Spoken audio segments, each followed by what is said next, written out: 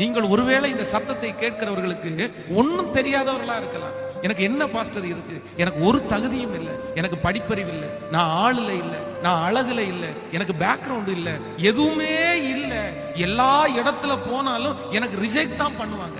என் ரசீமை பார்த்தா ரிஜெக்ட் பண்ணுவாங்க, என்னுடைய மார்க்கை பார்த்தா ரிஜெக்ட் பண்ணுவாங்க, என் கலரை பார்த்தா ரிஜெக்ட் பண்ணுவாங்க, என்னுடைய ஃபேமிலி பேக்ரவுண்டை பார்த்தா ரிஜெக்ட் பண்ணுவாங்க. என்ன ரிஜெக்ட் பண்றவங்க தான் அதிகம் அப்படின்னு நீங்க சொல்லலாம். ஆனா நான் நம்புறேன், உங்களை ஒருத்தர் தெரிந்து கொள்ளுவார், உங்களை ஒருத்தர் தெரிந்து கொள்ளுவார்.